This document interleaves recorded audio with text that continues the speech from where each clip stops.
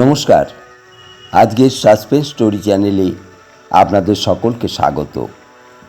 এখনও যারা আমাদের চ্যানেলটিকে সাবস্ক্রাইব করেননি তারা সাবস্ক্রাইব করে আমাদের সঙ্গ দেবেন এই আশা নিয়ে শুরু করছি আজকের গল্প। গজেন্দ্র কুমার মিত্রের লেখা মরণের পরেও। মৃত্যু পথযাত্রিণীকে কে আর কটু কথা বলতে চায়? তবু যে অমরেশের মুখ দিয়ে কথাগুলো বেরিয়ে গেল সে অনেক দুঃখেই। আজ 6 মাস শুয়ে আছে সুহাসিনী।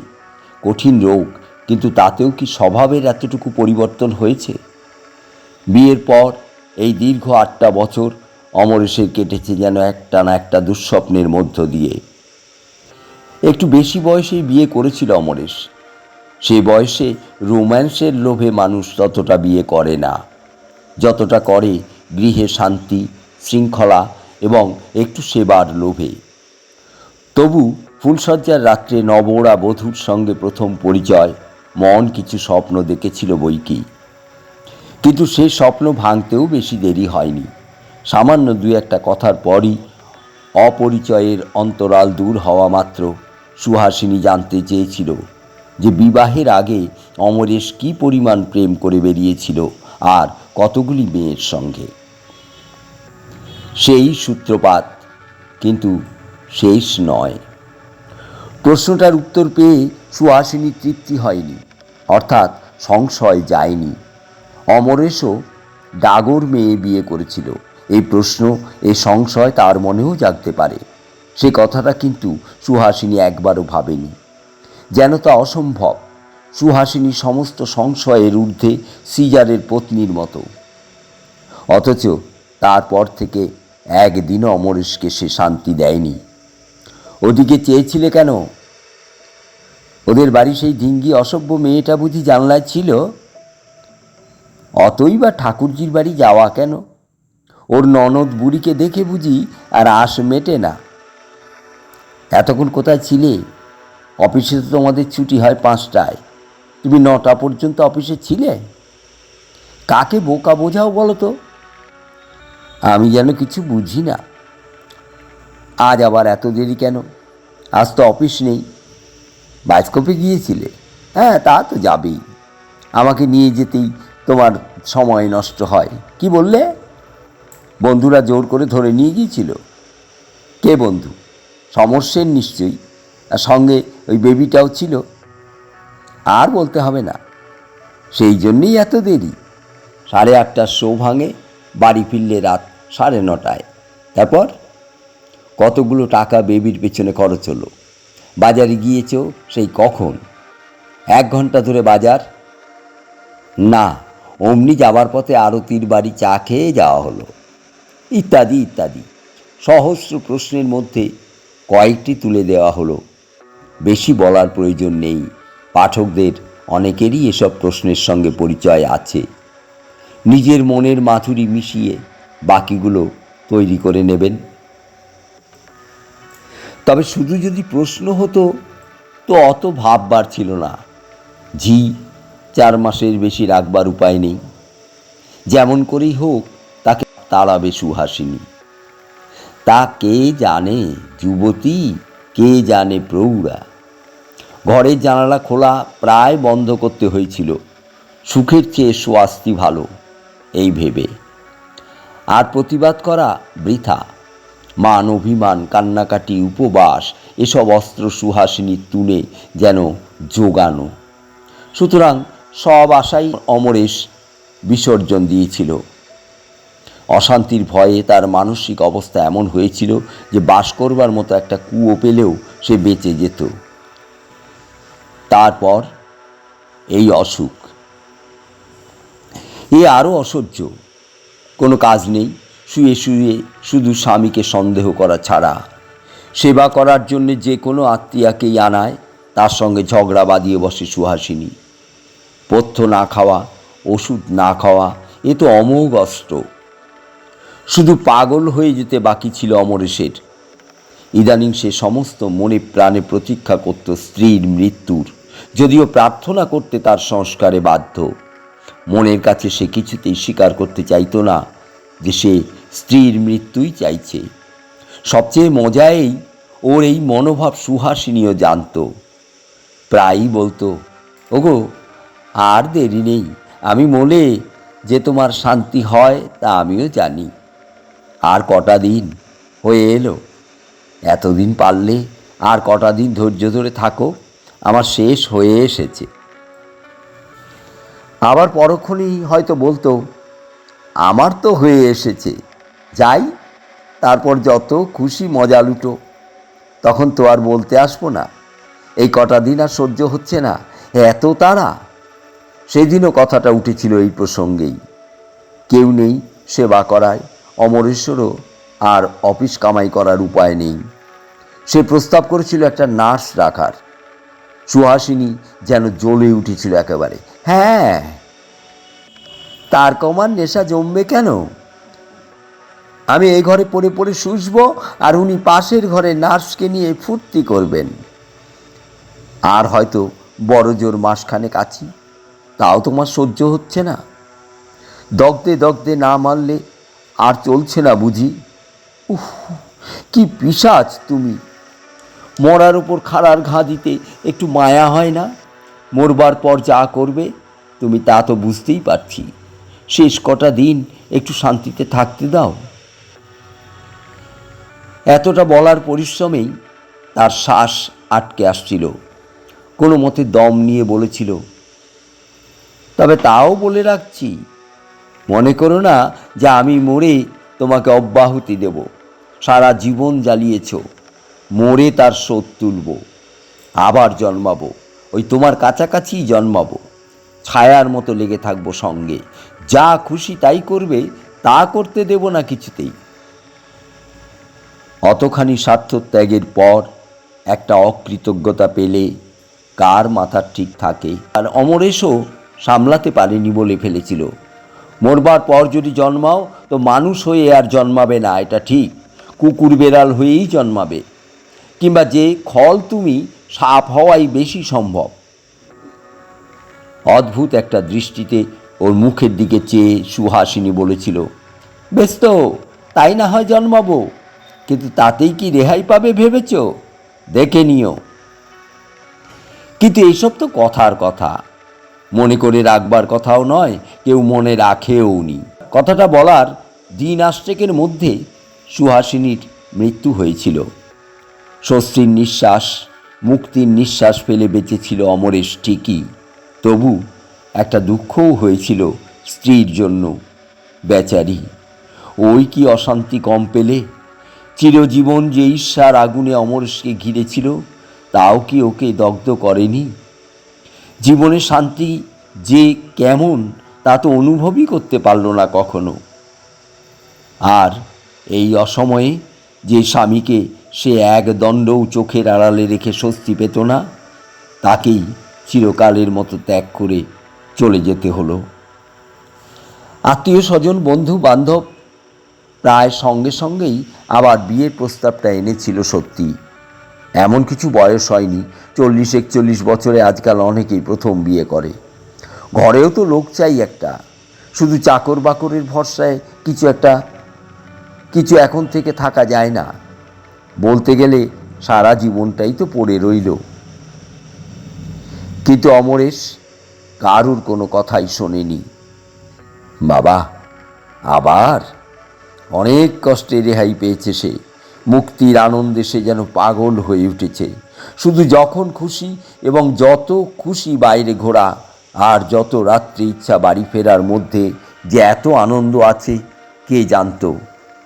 একেবারে যথেষ্ট শিক্ষা হয়ে গেছে তার, আর দরকার নেই। ধন্যবাদ।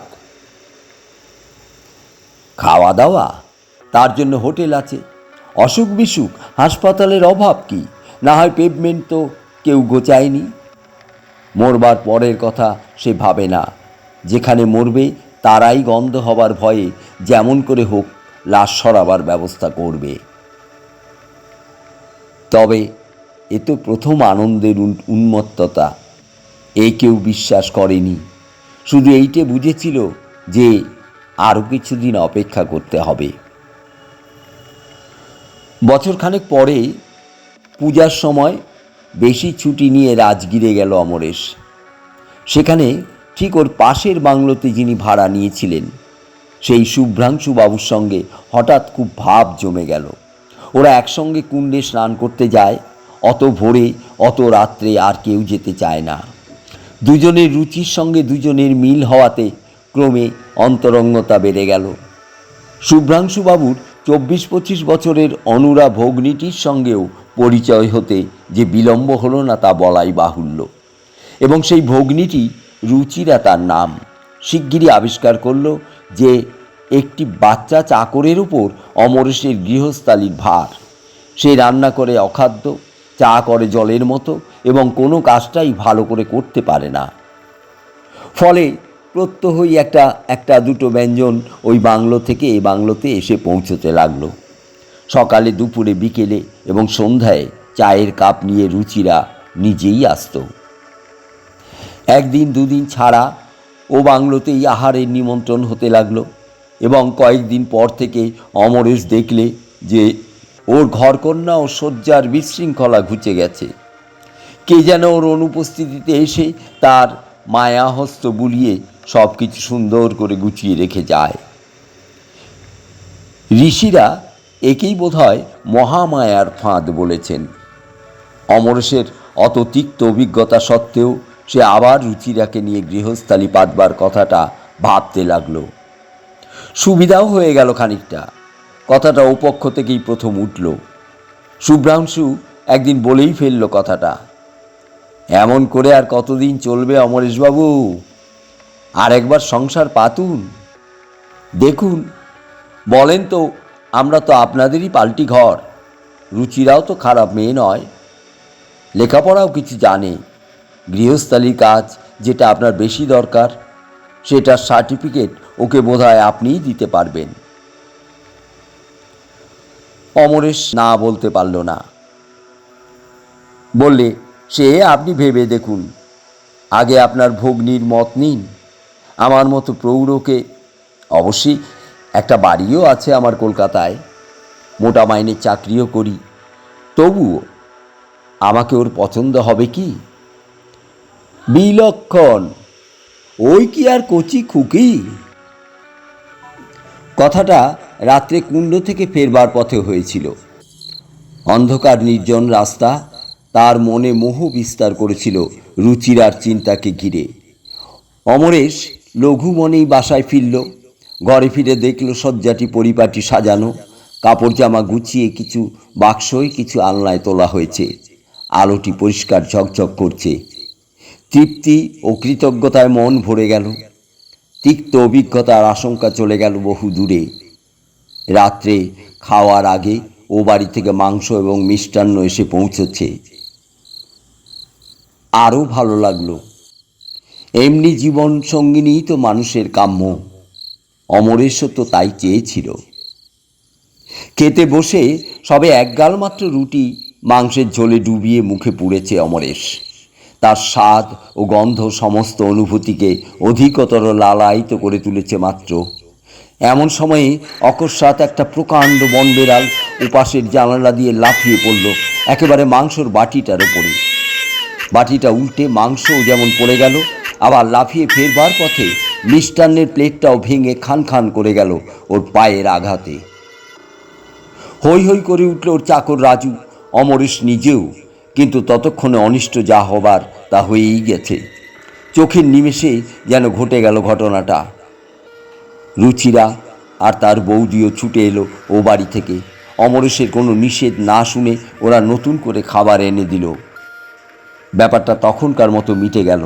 রাজু বলল, বাপ রে, বিড়ালটা যেন বাঘের মতো দেখতে বাবু, দেখলে ভয় করে। রুচিরা বলল, আজ কদিনই দেখছি আমাদের বাড়ির আনাচে কানাচে ঘুরছে। অবশ্য আমাদের অনেক লোক থাকে বলে ঘরে ঢুকতে সাহস পায়নি। কি সাহস দেখেছেন? পাত থেকে খেতে চায়। বেড়ালের এমন সাহস তো কখনো দেখিনি। রাত্রে শুয়ে কথাটা ভাবতে ভাবতেই অমরেশ ঘুমিয়ে পড়েছে। হঠাৎ কি একটা শব্দে ওর ঘুম ভেঙে গেল। কৃষ্ণপক্ষের শেষ রাত্রির জ্যোৎস্না ঘরে এসে পড়েছে।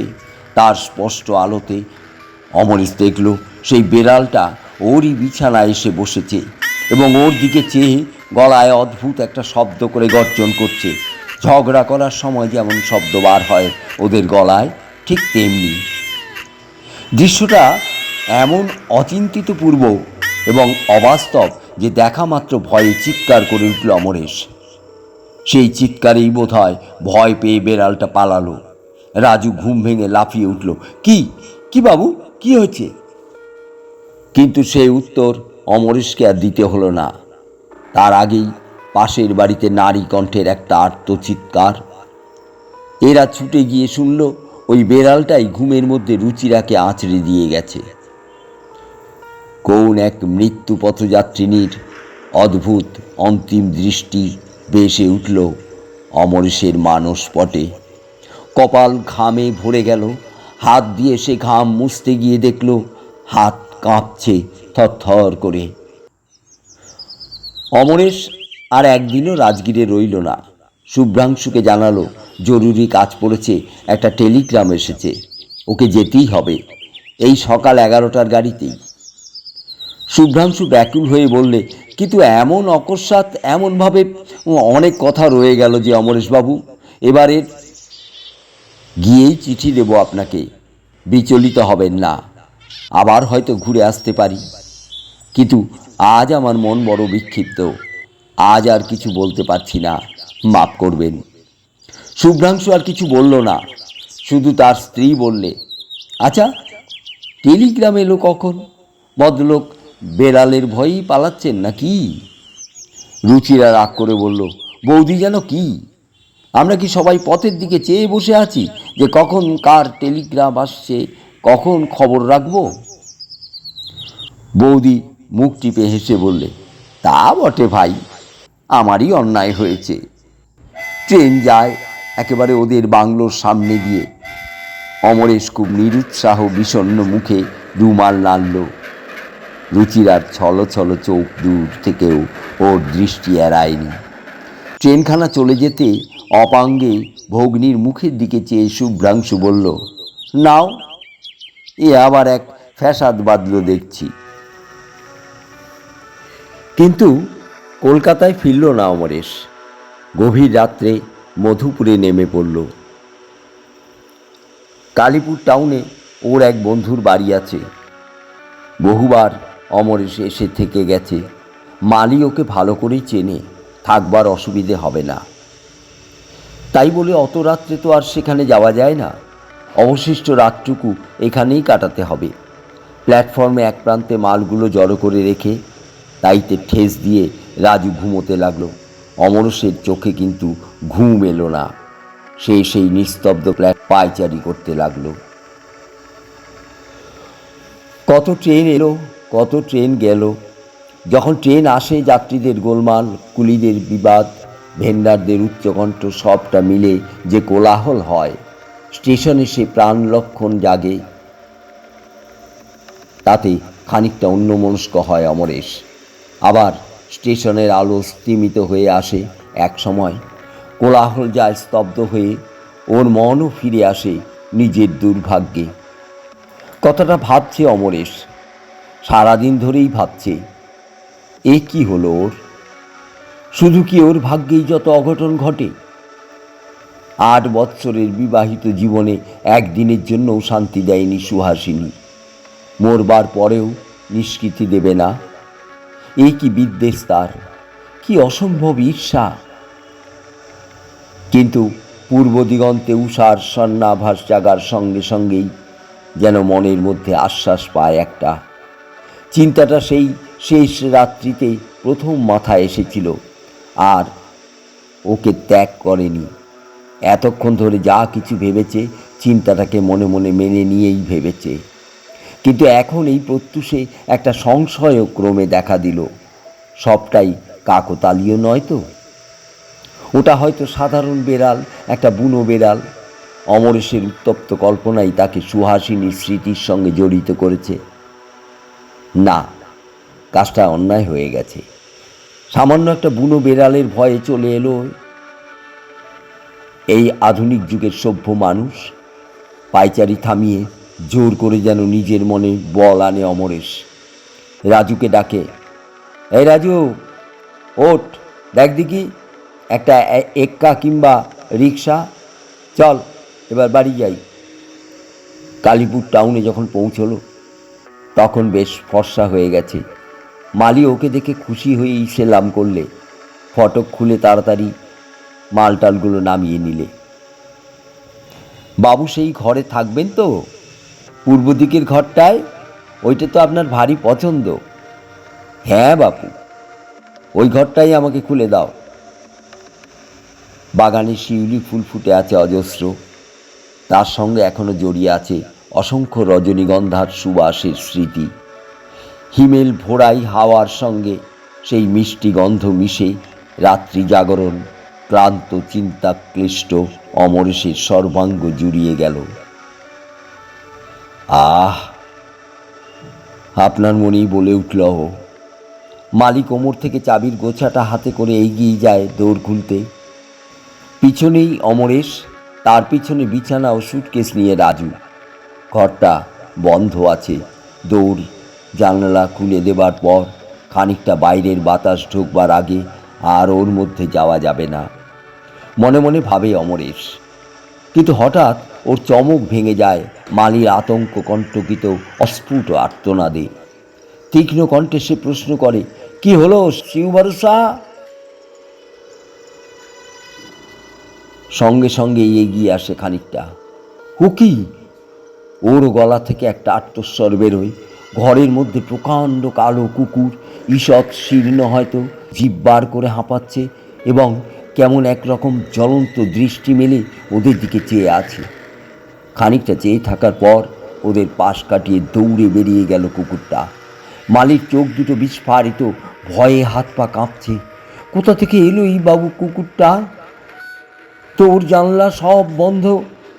অমরেশেরও বুকের মধ্যেটা হিম হয়ে এসেছিল, কিন্তু তবু সে কণ্ঠস্বরে জোর দিয়ে বলল, ওই যে নর্দমা, নর্দমা। খোলা নর্দমা একটা আছে ঠিকই, তবে তার মধ্যে দিয়ে অত বড় কুকুর আসা কি সম্ভব? মালি সংশয় প্রকাশ করে। কবে খুলেছিলে ঘরটা শেষ? সেই সময় হয়তো ঢুকে বসেছিল। খুলেছিল সে তো মাসখানেক আগে। তবে হ্যাঁ, পরশু দুখানা কাগজের দরকার হয়েছিল, তাই একবার খুলেছিলুম। ওই যে তাকের উপর পুরনো খবরের কাগজগুলো আছে, সেই আপনি যখন ছিলেন সেই সময় থেকে কাগজগুলো পড়ে আছে ওখানে। কিন্তু সে তো 1 মিনিট বাবু, সেই সময়েই কখন ঢুকে পড়েছে হয়তো, আর বেরোতে পারিনি। কিংবা নর্দমা দিয়ে ঢুকেছে। ঢোকে ওরা একরকম করে, বেরোতে পারে না আর, বিজ্ঞভাবে বললে রাজু। দুপুরে ক্লান্ত চোখ বুজে আসে, তবু ভালো করে ঘুম হয় না। রুচিরার ছলছল দুটি চোখের স্মৃতি, তার সঙ্গে আলো আধারিত একটা বন বেড়ালের প্রকাণ্ড রুষ্ট মুখ, সুহাসিনীর ঈর্ষাকুটিল ভ্রুভঙ্গি, সবটা যেন স্বপ্নের মধ্যেও তালগোল পাকায়। অবশেষে বিকেলবেলা বাগানে বসে চা খেতে খেতে মন স্থির করে ফেলে অমরেশ। ভাগ্যের সঙ্গে লড়েই দেখবে সে। সে তো কোনো পাপ করেনি কোনো দিন, তবে এই শাস্তি কেন তার? কেন সহ্য করবে সে এই পীড়ন? বিনা দোষে চরম কোনো দণ্ড নিশ্চয়ই বিধাতা তাকে দেবেন না।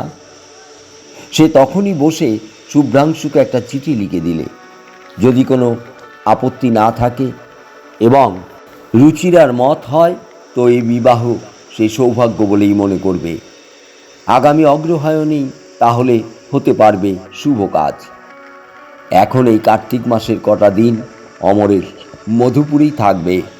কলকাতার ঠিকানাও লিখে দিলে সে। চিঠিখানা খামে এঁটে রাজুকে স্টেশনে পাঠিয়ে দিলে, ওখানে ডাকবাক্সে ফেলে দিয়ে আসতে। তারপর নিশ্চিন্ত হয়ে একখানা বিলিতি নভেলে মন দিলে। দিন 3 পরেই শুভ্রাংশুর চিঠি এলো। আপনার পত্র পেয়ে সত্যিই খুশি হলুম, কিন্তু এধারে এক বিভ্রাট। রাজগীরে থাকা আর হলো না। কাল সন্ধেবেলা বেরিয়ে ফিরছি, হঠাৎ অন্ধকারে রুচিরা বোধহয় ঘুমন্ত একটা কুকুরের গায়ে পা দেয়। সে উঠেই ওকে কামড়ে দিয়েছে। এখানে তো একটিমাত্র ডাক্তার। তিনি অবশ্য যা করবার সবই করেছেন, কিন্তু তবু মনে হয় কলকাতায় নিয়ে গিয়ে ইঞ্জেকশনগুলো সেরে ফেলাই ভালো, কারণ কুকুরটার আর কোনো হদিশ পাইনি। খ্যাপা কিনা কে জানে। মনে করছি কাল এখান থেকে বাসে গিয়ে 12 ডাউন ধরব। কলকাতায় ফিরে দেখা হবে। আপনি কবে আসবেন? দৃষ্টি কঠিন হয়ে এলো অমরেশের। ভয় হচ্ছে ঠিকই, অজ্ঞাত একটা আতঙ্ক। মনে হচ্ছে যে তার এই দুর্ভাগ্যের সঙ্গে রুচিরাকে জড়ানো হয়তো ঠিক হচ্ছে না। বিনা দোষে তার যদি কোনো ক্ষতি হয়, সত্যি সত্যি। আবার সঙ্গে সঙ্গেই মনে হচ্ছে সেও তো বিনা দোষেই সইছে এত নির্যাতন। তবে সে কেন রুচিরার জন্য চিন্তা করবে? স্বার্থপরই হবে সে। এত দুঃখের পর এতখানি সৌভাগ্যের সুযোগ যদি বা এসেছে হাতের কাছে এগিয়ে, কোনো মতেই তাকে সে ছাড়বে না। প্রাণপণ করেই লড়বে অদৃষ্টের সঙ্গে। প্রয়োজন হলে প্রাণ রাখবে তার এবং রুচিরার দুজনেরই প্রাণ। ক্ষতি কি? গভীর রাত্রে 12 ডাউন মধুপুরে এলো। তবু ওদের খুঁজে বার করতে কষ্ট হলো না। কোনো অজ্ঞাত কারণে রুচিরার ঘুম ভেঙে গিয়েছিল। এখানে এসেই মুখ বাড়িয়ে সে অন্ধকার মধুপুর শহরের দিকে চেয়েছিল। অমরেশ আসাতে বাকি সকলেও জেগে উঠল। বৌদি হেসে বললে, হ্যাঁ, এত রাত্রে স্টেশনে এসেছেন ঠাকুরজিকে দেখতে? একেই বলে টান। অপ্রতিভ হয়ে অমরেশ কতগুলো জবাবদিহি করতে গেল, ফলে আরও অপ্রস্তুত হতে হলো। রুচিরাও হয়ে উঠল লাল। তবে সকলেই যে খুশি হলো তাতে সন্দেহ নেই। শুভ্রাংশু বললে, উঠে পড়ুন না, একসঙ্গেই যাওয়া যাক। না না, মালপত্র রয়েছে, তাছাড়া বাচ্চা চাকর ভয় পাবে। গাড়ি চলে গেল। ছাড়ার আগে ওর ভেতরেই এক ফাঁকে রুচিরা হাত বাড়িয়ে দিয়েছিল। অমরেশ সেই দুর্লভ হাতখানি নিজের হাতের মধ্যে ধরে চাপ দিয়েছে একটু। মনটা ভারী খুশি আছে। শীষ দিতে দিতে ফিরল অমরেশ। রিক্সা থেকে নেমে মালিকে ডাকতেই সে দৌড় খুলে দিল। রাজুকে ডেকে দিলে সেই।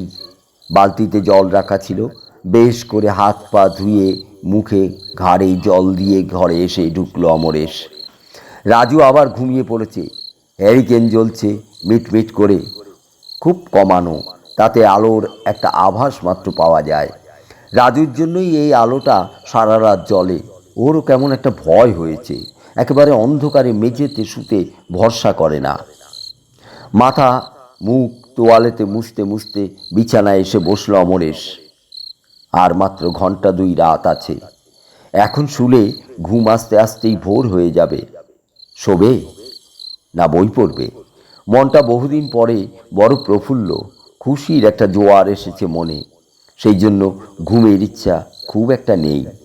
রাত্রি জাগরণের কোনো অবসাদও টের পাচ্ছে না। কথাটা ভাবতে ভাবতেই চোখটা পড়েছে ওর মাথার বালিশের দিকে। আবছায়া আলো, তবু তবু মনে হচ্ছে বালিশের খাঁজের ছায়াটা যেন একটু বেশি গাঢ় নয়।